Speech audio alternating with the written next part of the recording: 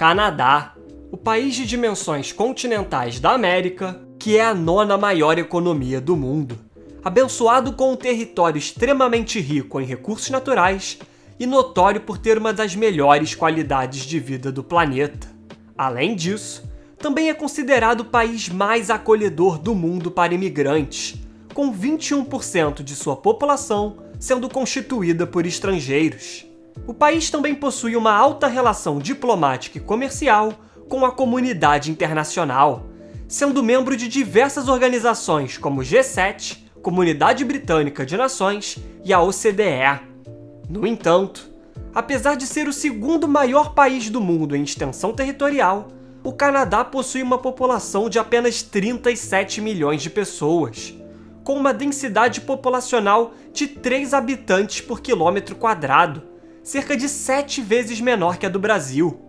E nesse vídeo, vamos entender como o Canadá atingiu tamanho desenvolvimento, mesmo com 80% de seu território sendo considerado inabitável, e os motivos por trás do plano do governo canadense para o país atingir 100 milhões de habitantes em 2100. Para contextualizar a economia do Canadá atualmente, é necessário entender a história do país, pois desde sua independência dos britânicos em 1867, a base do desenvolvimento econômico canadense está atrelado à exportação de commodities, como peixes, madeira, trigo e, posteriormente, minerais, além do investimento em infraestrutura para conectar o país, mais notoriamente do sistema ferroviário. A proximidade com os Estados Unidos e a histórica relação com o Reino Unido, que antes da Segunda Guerra Mundial era o principal parceiro comercial, foram importantes para consolidar os vínculos comerciais e diplomáticos, que perduram até os dias de hoje. A colonização inglesa e a exploração desses produtos levaram à criação de instituições fortes e confiáveis, que moldaram a cultura política e social da nação, sendo o Canadá a única grande monarquia parlamentarista de todo o continente americano. Após as 2 guerras mundiais, com a consolidação dos Estados Unidos como a grande potência mundial e a destruição econômica dos países europeus, o Canadá presenciou a ascensão de um novo grande parceiro comercial, saltando suas exportações para os Estados Unidos de 39% em 1947 para 65% em 1950. E por mais que existissem expectativas de que essa dependência comercial iria mudar, com a recuperação das economias europeias e com o surgimento de novos mercados na Ásia, essas nunca se concretizaram, com os americanos representando atualmente 76% das exportações canadenses, principalmente por serem o único vizinho do Canadá e pelo fato de quase 90% da população canadense morar a uma distância de apenas 160 quilômetros dos Estados Unidos. Essa relação comercial foi reforçada ao longo dos anos, como por exemplo, com a adesão ao Tratado Norte-Americano de Livre Comércio em 1994 e atualizado em 2018, conhecido como NAFTA, formado pelos Estados Unidos, Canadá e o México. Esse tratado foi muito positivo para a economia canadense, pois a redução de barreiras alfandegárias e o aumento de circulação de bens e serviços entre os países tornaram negócios e cadeias de abastecimento mais integrados, estimulando a transferência de tecnologia e investimentos americanos. Tais fatores, junto com isenções fiscais em setores importantes e desregulações, tornaram o Canadá o 2º país mais fácil de se abrir negócio em todo o mundo, atrás apenas da Nova Zelândia, além do aumento das exportações desde a década de 90, que subiram em 9 vezes para o México e dobraram para os Estados Unidos.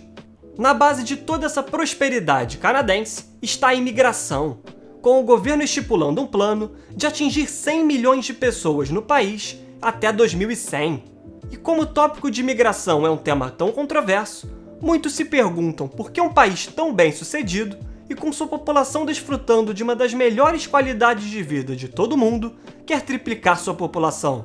No caso do Canadá, a população canadense está envelhecendo rapidamente, com uma expectativa de vida de 83 anos, e um aumento em 22% da população acima de 65 anos na última década.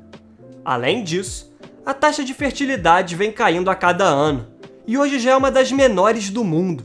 E esses fatores levam o governo a gastar mais com previdência social e outros gastos públicos. Sendo assim, para evitar problemas no futuro e suprir a escassez de pessoas no mercado de trabalho, o governo canadense estimula a imigração, principalmente qualificada, recebendo anualmente cerca de 300 mil imigrantes. Além disso, imigrantes qualificados ajudam a aumentar a produtividade em alguns setores de trabalho e, naturalmente, aumentam a demanda por bens e serviços do país devido ao consumo, e fazem do Canadá o país com a população mais educada entre os membros da OCDE, com cerca de 56% de seu povo tendo ensino superior completo. Outra motivação por trás da imigração é a ideia de povoar o norte do país, pois apesar de ser o segundo maior país do mundo, 80% de seu território é considerado inabitável, com as 3 províncias do norte, que possuem uma área maior do que a Índia, tendo cerca de apenas 115 mil habitantes. E esse plano tem ganhado força com o crescente derretimento do gelo do Mar Ártico, que antes era impenetrável, mas vem derretendo 13% a cada década, e perdeu cerca de 95% do gelo mais espesso nos últimos 30 anos. Com isso, surge a oportunidade de explorar a região, com estimativas que o Ártico detém cerca de 22% dos recursos naturais, como petróleo e gás, inexplorados do mundo, com riquezas que podem chegar até 35 trilhões de dólares.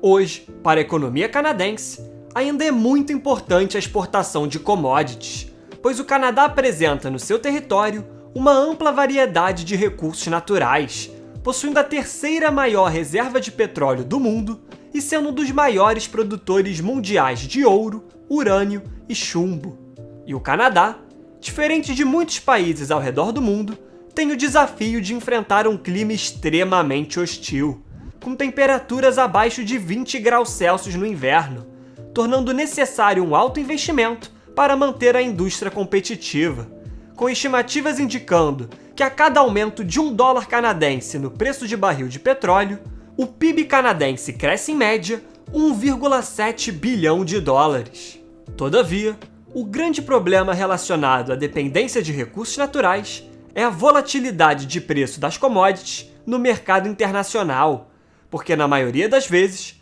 países com uma abundância de recursos naturais não conseguem diversificar sua economia, tendo em vista que não adotam políticas visando a diversificação, como fácil acesso ao crédito, investimento em tecnologia e educação, além do desenvolvimento de um ambiente propício para negócios e possíveis investidores. No caso do Canadá, por mais que esse setor de commodities seja muito importante, o país conseguiu realizar a transição econômica da maioria dos países desenvolvidos, saindo de uma economia baseada na exportação de matéria-prima para uma baseada em manufaturados, principalmente de automóveis e aeronaves, e então realizou outra transição para uma economia baseada nos serviços. Atualmente, o principal setor da economia canadense é o de serviços, representando cerca de 78% do PIB, e empregando 3 a cada 4 trabalhadores,